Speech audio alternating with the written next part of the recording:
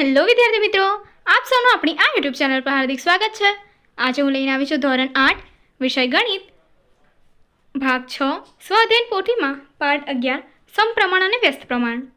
તો ચાલો આપણે આગળ જોઈએ, પરંતુ તે પહેલાં જો તમે આપણી આ યુટ્યુબ ચેનલને લાઇક, શેર અને સબસ્ક્રાઇબ ન કરી હોય તો જરૂરથી કરજો। પ્રશ્ન 1, સાચો વિકલ્પ પસંદ કરીને બોક્સમાં લખો। તો ચાલો જોઈએ। પહેલું, એક ટ્રકને 297 કિલોમીટર અંતર કાપવા માટે 54 લીટર ડીઝલની જરૂર પડે છે। ટ્રક દ્વારા 550 કિલોમીટર અંતર કાપવા માટે કેટલા લીટર ડીઝલની જરૂર જોઈએ? તો અહીંયા જવાબ આપ્યો છે એ 100 લીટર। ત્યારબાદ બીજો વિકલ્પ, 100 વ્યક્તિઓને 24 દિવસ ચાલે તેટલું જ અનાજ છે। જો 20 વ્યક્તિઓ જતા રહે તો આ અનાજ કેટલા દિવસ ચાલશે? જવાબ છે એ 30 દિવસ।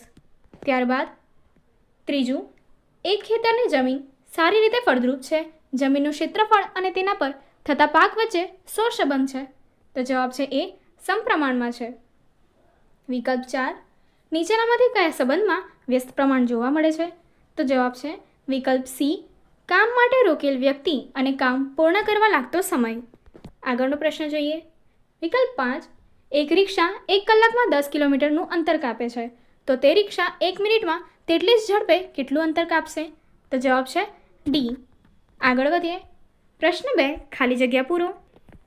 પહેલું, જો ઝડપ અચળ હોય તો કાપેલું અંતર અને લાગતો સમય ખાલી જગ્યા છે, તો જવાબ આપેલો છે સમપ્રમાણમાં છે એમ કહેવાય।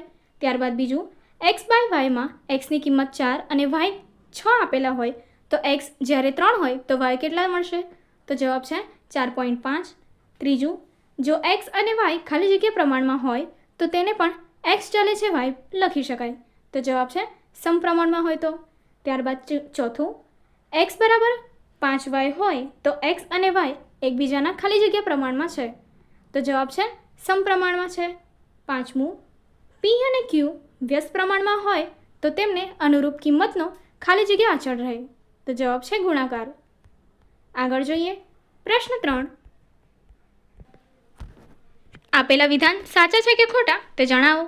તો જોઈએ। પહેલું, જ્યારે ઝડપ અચળ રાખવામાં આવે ત્યારે સમય અને અંતર વ્યસ્ત પ્રમાણમાં બદલાય છે, વિધાન ખોટું છે। બીજું, ચોરસની બાજુઓની લંબાઈ વધે તો તેનું ક્ષેત્રફળ વધે છે, વિધાન સાચું છે।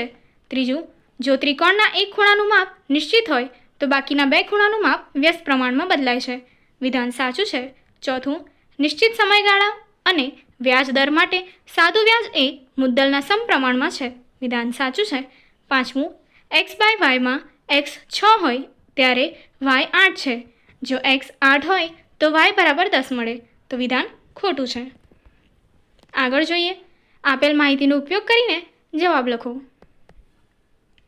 તો ચાલો જોઈએ। એક રાશિમાં વધારો થતાં તેને અનુરૂપ બીજી રાશિમાં પણ વધારો થાય છે અને એક રાશિમાં ઘટાડો થતાં તેને અનુરૂપ બીજી રાશિમાં પણ ઘટાડો થાય છે, ત્યારે તેને સમપ્રમાણતા કહે છે, જેને સંકેતનમાં એક્સ ચલે છે વાય લખાય છે, એટલે કે એક્સ બાય વાય બરાબર અચળ। એક રાશિમાં વધારો થતાં તેને અનુરૂપ બીજી રાશિમાં ઘટાડો થાય અથવા તો એક રાશિમાં ઘટાડો થતાં તેને અનુરૂપ બીજી રાશિમાં પણ વધારો થાય, ત્યારે તે રાશિઓ એકબીજાના વ્યસ્ત પ્રમાણમાં છે એમ કહી શકાય, જેને સંકેતનમાં એક્સ ચલે છે 1/y લખવામાં આવે છે, એટલે કે એક્સ વાય એ અચળ છે। તો ચાલો જોઈએ ગણતરી। આપણને અહીંયા પહેલું આપ્યું છે, જો એક્સ અને વાય સમપ્રમાણમાં હોય તો અહીં આપણને ગણતરી આપી છે અને કિંમત આપી છે। તો એક્સ માટેની પહેલી કિંમત 12 છે અને વાય માટેની પહેલી કિંમત 48 છે। ત્યારબાદ એક્સ માટેની બીજી કિંમત 6 આપી છે અને વાય માટેની કિંમત આપણે શોધવાની છે। તો અહીં ગણતરી જોઈએ। સમપ્રમાણ માટે કીધું છે, તો સમપ્રમાણ માટે એક્સ અપોન વાય બરાબર અચળ, તો આપણને એક્સ 12 આપ્યો છે અને વાય 48 આપ્યા છે, અને બીજી તરફ રકમ એક્સ 6 આપ્યો છે અને વાય શોધવાના છે। તો વાયને કરતા કરીએ તો વાય બરાબર એક્સ એટલે કે 6 × 48 એટલે કે Y X × Y upon X, તો એની જે ગણતરી કરશું તો 6 × 48 અપોન 12 એટલે કે 12 કરતાં ગણતરી મળે છે આપણને। તો આગળ વધીએ। તો અહીં આપણને ગણતરી આપી છે અને વાયની કિંમત આપણને 24 મળે છે, કે જેમાં તમે અહીંયા જોઈ શકો છો કે અહીંયા 12ને 4 વડે ભાગાકાર કર્યો છે, ત્યારબાદ જે ગણતરી આપણને ગુણાકારથી આપણને આ જવાબ મળી જાય છે। આગળનો પ્રશ્ન જોઈએ। બીજો, જે એવો ઉપર આપ્યા મુજબનો જ છે કે જેમાં એક્સની પહેલી કિંમત શોધવાની છે, વાયની કિંમત આપેલી છે, એક્સની બીજી કિંમત અને વાયની બીજી કિંમત આપેલી છે. તો સૂત્ર મૂકીએ તે પ્રમાણે એક્સ અપોન વાય બરાબર અચળ. તો એક્સ અપોન વાય એટલે કે એક્સ શોધવાનો છે એટલા માટે આપણે એને એક્સ લખ્યો છે. ત્યારબાદ વાય આપણને 2 આપેલો છે. એ જ રીતે બીજા એક્સ માટે 60 અને વાય માટે 10. તો એની ગણતરી જોઈએ તો એક્સની કરતા કરીએ અને પદો મૂકીએ તે પ્રમાણે આપણને જવાબ શું મળે છે? એક્સ બરાબર 12. આગળ પ્રશ્ન 5. હવે પ્રશ્ન 5 દાખલા ગણો. તો અહીંયા આપણને પહેલું આપ્યું છે એલ અને એમ સમપ્રમાણમાં છે. જ્યારે એલની કિંમત 5 હોય ત્યારે એમ બરાબર 2/3 છે. જો એમ 16/3 હોય તો એલની કિંમત શોધો. તો અહીંયા આપણને સૂત્ર મૂકતા L/m બરાબર અચળ કર્યું છે અને કિંમતો મૂકતા અહીં આપણને આગળ ગણતરી આપી છે કે જેમાં આપણે જોઈએ અહીં ઉપર દર્શાવેલી છે. ત્યારબાદ એલ માટે તો કે એલને અહીં કરતા કર્યો છે અને ત્યારબાદ આ સૂત્ર સમીકરણ મળે છે કે જેમાં એલની કિંમત 5 × 8નો ગુણાકાર કરતાં એલ 40 મળી જાય છે કે જે આપણો જવાબ છે.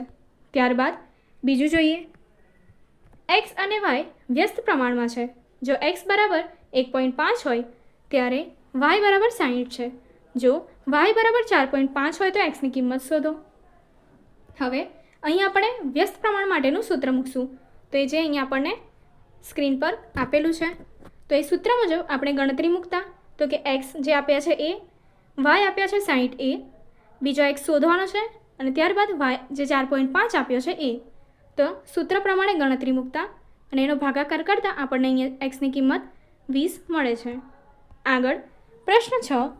એક એલ્યુમિનિયમમાં સળિયાનું વજન તેની લંબાઈના સમપ્રમાણમાં છે.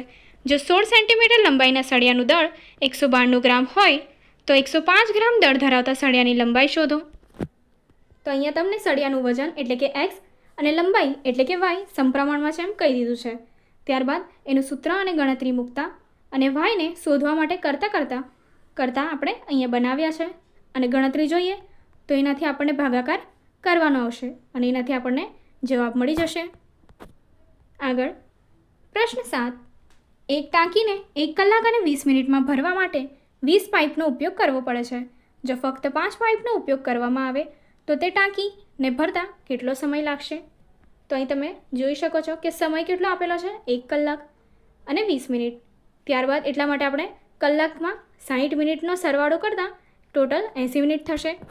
તે જ રીતે પાઇપની સંખ્યાને આપણે એક્સ અને સમયને વાય એમ ધારીશું કે જે વ્યસ્ત પ્રમાણમાં છે. તો ચાલો હવે ગણતરી જોઈએ. તો x1 આપેલો છે 20, x2 આપણે લીધો છે 5, y1 આપણે લીધો છે 80 અને y2 લીધો છે કે જે આપણે શોધવાનો છે.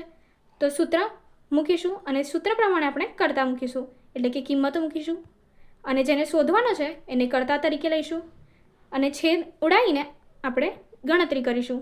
તો આમ 320 મિનિટ મળે છે જેને કલાકમાં ફેરવતા 5 કલાક 20 મિનિટે જવાબ મળશે. આગળનો પ્રશ્ન જોઈએ. પ્રશ્ન 8. 27 કિલો લોખંડની કિંમત 1080 રૂપિયા છે તો 120 કિલોગ્રામ લોખંડની કિંમત કેટલી થાય? તો જવાબ ગણતરી અહીં જોઈ શકો છો. લોખંડનું વજન એક્સ 27 કિલોગ્રામ આપ્યું છે, કિંમત વાય 1080 રૂપિયા આપ્યું છે જે સમપ્રમાણમાં છે. સૂત્ર મૂકીશું, સૂત્ર પ્રમાણે કિંમત મૂકીશું અને જે શોધવાનું છે તેને કરતા કરીશું અને આમ ગણતરી કર્યા બાદ આપણને જવાબ મળી જશે. હવે આગળ જોઈએ. પ્રશ્ન 9. ₹2000ના મુદ્દલ પર 3 વર્ષમાં સાદું વ્યાજ ₹500 મળે છે. જો 36,000 રૂપિયા તેટલા દરે 3 વર્ષ માટે સાદા વ્યાજે મૂકવામાં આવે તો કેટલું વ્યાજ મળશે? તો અહીં આપણે કીધું છે અહીં મુદ્દલ એક્સ અને વ્યાજ વાય આપ્યું છે જે સમપ્રમાણમાં છે. તો સમપ્રમાણ માટેનું સૂત્ર x/y બરાબર અચળે આપણે મૂક્યું.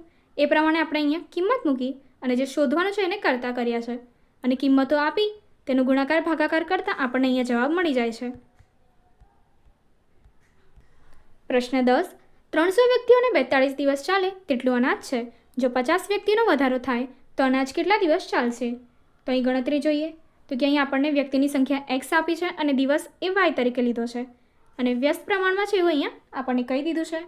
તો સૂત્રો પ્રમાણે આપણે ગણતરી જોઈશું. તો અહીંયા પહેલાં એક્સ માટે 300 દિવસની 300 વ્યક્તિ લીધા છે. ત્યારબાદ વાય પ્રમાણે જે આપણે દિવસ લીધો હતો એ પ્રમાણે 42 દિવસ આપ્યા છે. ત્યારબાદ x2 શોધવા માટે આપણે 300 + 50 કર્યા છે, કારણ કે તેમાં 50 વ્યક્તિનો ઉમેરો થાય છે અને આપણે દિવસોની સંખ્યા શોધવાની છે, એટલે કે y2 શોધવાનો છે. તો હવે એ પ્રમાણે સૂત્ર મૂકીશું અને સૂત્રમાં કિંમતો મૂકીશું. તેનો ગુણાકાર ભાગાકાર કરતાં જે આપણને અહીંયા જવાબ મળે છે એ છે 36 દિવસ અનાજ ચાલશે. ત્યારબાદ આગળ વધીએ. 1 રૂપિયાના 48 સિક્કા લો અને તેને અલગ અલગ સંખ્યાની હરોળમાં ગોઠવો. દરેક હરોળ અને સ્તંભમાં ગોઠવાયેલા સિક્કાની સંખ્યા આપેલ કોષ્ટકમાં લખો. તો આ પ્રવૃત્તિ તમારે જાતે કરવાની છે કે જેના જવાબ તમને અહીં આપી દેવામાં આવ્યા છે. આગળની એક્ટિવિટી જોવા માટે અહીં આપેલી એન્ડ સ્ક્રીન પર ક્લિક કરો. Thank you.